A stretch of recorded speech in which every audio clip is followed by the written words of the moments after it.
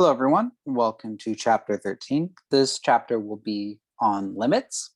And to start off, we're going to talk about finding limits graphically in this section 13.1. So let's talk about what a limit is first. So if we have some function f of x,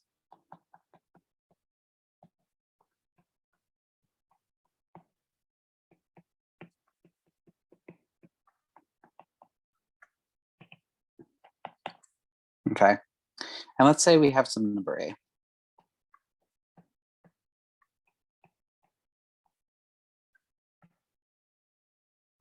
I guess I don't know why I have you, sorry. If we have some function f of x and some number a, then we can ask the question, what does f of x do / go to as x, so as your input to the function, right, gets really close to that number a. So what does f of x do as we take the inputs and bring it really close to this number a? So this is usually much easier to see in like a picture. So let's do something pictorially here. So we've got our x and our y-axis, and let's say we're looking at some function that kind of maybe looks like this or something.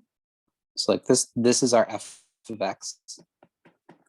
And let's say that our number a, actually I don't like that drawing. Make what I'm about to do a little bit difficult. There we go. And let's say our number a is right here. So we're kind of looking at this point. Okay, so what we're doing here is we want to ask, as we take x and bring it really close to a from either side, what do the values of f of x do, right? So we can kind of see, because this is a nice function that we've graphed here, that eventually it's gonna come out to that. So as x gets really close from like below, so let's make this direction green,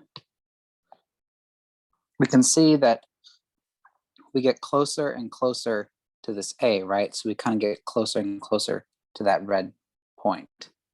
In fact, let's give that red point a name. I'm gonna call it L. So L is this point here, A is this point here. And if we were to approach A from a different direction, say like this direction, we can kind of see that the points are going to get closer and closer to the L on the y-axis. And this is the kind of the basic idea of a limit. It's a little weird the first time you see it, but once we start working with like the rules and looking at graphs, it'll start to make a little bit more sense. Basically, we're just asking, what does the function do when you get really close to this point? So this is really useful to think about, for example, when a is not the domain of f. So when we were talking about horizontal asymptotes in rational functions, when we're graphing rational functions, we were secretly doing a limit kind of thing, because we were thinking, oh, what does this rational function do as we take a really close to infinity, which just means a really big, right? So the same kind of idea. So when we're looking at something like this, the way we write this out mathematically, so we write LIM for limit, and then underneath the limit we write our variable, in this case x, going to whatever the number it is we're going to, we want to see. In this case, it's going to be a, and then the function that we're looking at. And then if this limit exists, it will equal that L from above. Okay, and this means if we ever write limit as x goes to a of f of x is equal to L, this just means as x gets really close to a, we have f of x getting really close to L. So when we're looking at limits graphically, it's not a terribly weird procedure. It just, you got to make sure that you keep where you're looking at correct in your head. So let's look at an example of this. Let's use the following graph.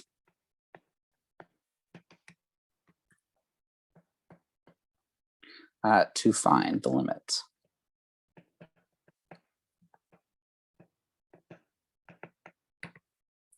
So maybe we have something that looks like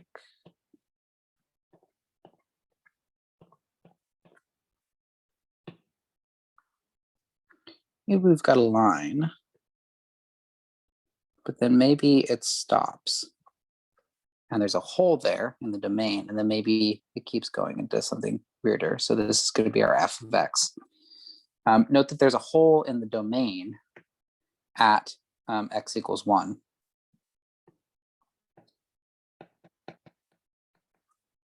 So we can't plug in 1 to this function, but we can ask, what is the limit as x goes to 1? Well, we can kind of see that if we were to take x and we were to come at it from either side, it kind of pops out this value, which is 2. So the limit as x goes to 1 of this graph is going to be 2. And you could do this for a point that wasn't a hole. For example, if we wanted to look at the limit as x went to, say, 0, then we would just kind of look at, okay, so we get really close to x equals 0 is right here. We can kind of see that it's going to be 1. So the limit of f of x as x goes to 0 is 1. Fairly straightforward, just kind of follow the picture. There might be a little bit of a snag though, and the snag is one-sided limits.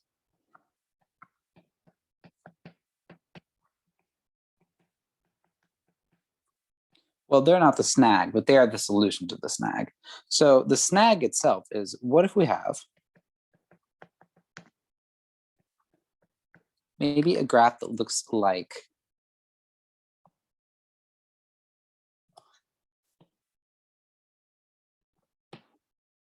maybe something like this. So let's say we had like some line filled in dot, and we kind of went out this way, actually. And then we also maybe had a dot here, not filled in, to make sure it's actually a function. And we kind of did maybe something like that. So let's say this was our function we're looking at, f of x. We can ask,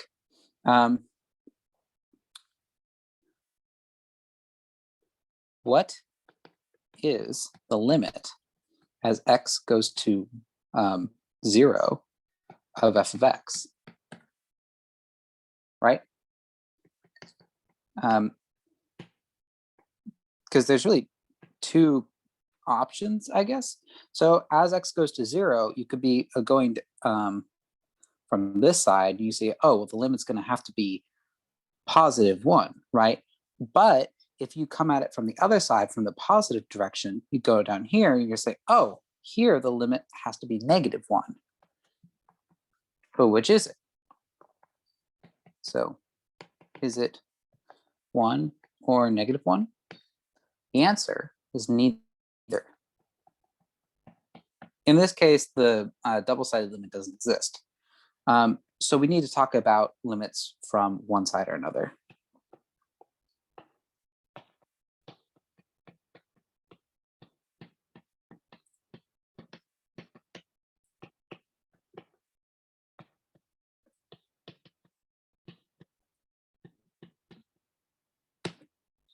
So the notation that we have for that is, so for one side, if we have the limit as x goes to a of f of x equals L,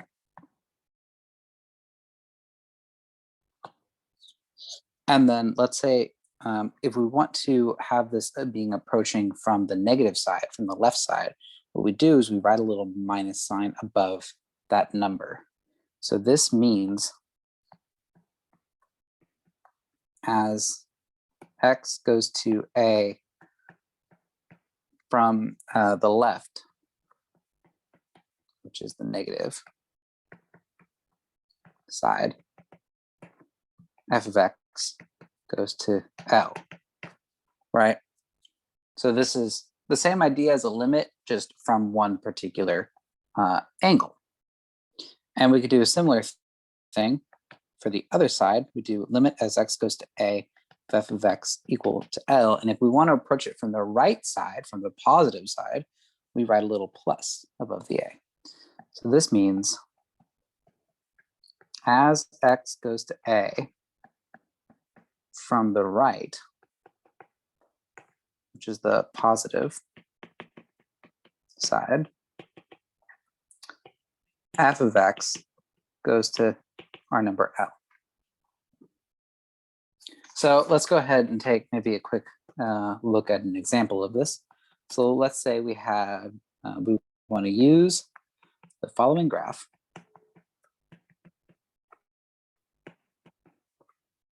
to find the limits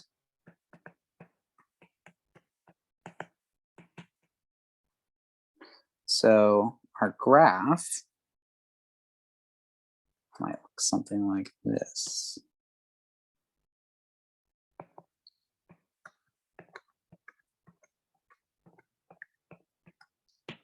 So let's say that our function was maybe something like, let's say there's a hole here and there's ticks here as well. Let's say kind of goes like this, and then maybe we had some sort of line segment that kind of does that. And then maybe we also have, starting from here, just going like that. So this here is our f of x.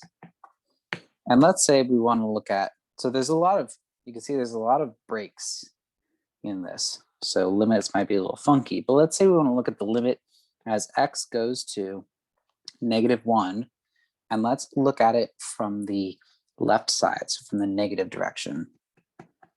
So will be, so that's that point right here, that's x, that's -1. And we're looking at it from the left, so we're going to kind of look at it going this way, and we can kind of see that when we do that, we get +1 is that output. So that's going to be equal to 1. But if we looked at the same limit but from the other side, for x goes to -1 from the positive side of f of x, if we do that for the positive side, we can kind of see it goes down to this point here, which is -2. So even though we're approaching the same point, because we're coming at it from different directions, we get different values. Okay. We could do a pretty similar thing at +1. So if we wanted to look at the limit as x goes to +1 from the negative direction of f of x. So if we go back up here and look at our graph, so we go from the negative direction, that's coming from the left. And we can kind of see that if we slide along our graph here, we kind of get to this point right here, that's going to be +2. Should label all these. There we go. That's going to be +2, so that's what our limit will be. And then we can do the same thing for the same point from the different direction. So the limit is x goes to +1 from the positive direction. We go back up here and look at our graph. So that's going to be from the right. And we're going to slide along our blue graph, and we can kind of see that it's going to pop out a +1 there. So that limit is going to be 1. Okay. So a quick note about one-sided limits is that the limit as x goes to a of our function f of x, that equals L if and only if the limit as x goes to a from the negative direction of f of x is equal to L, and the limit as x goes to a from the positive direction of f of x equals the same number L. So what this is saying is that for your limit that is both sides at once, for that to equal some number, for it to exist at all, your one-sided limits from either side need to both exist, and they need to both come to the same point. If this L here is different from this L, then this one won't exist. Okay, so that's just a quick note about one-sided limits. But yeah, finding limits graphically, fairly straightforward. Just kind of slide your eye along the graph and that's the answer. So, but if, of course, if you have any questions about any of this, I'm more than happy to chat about it.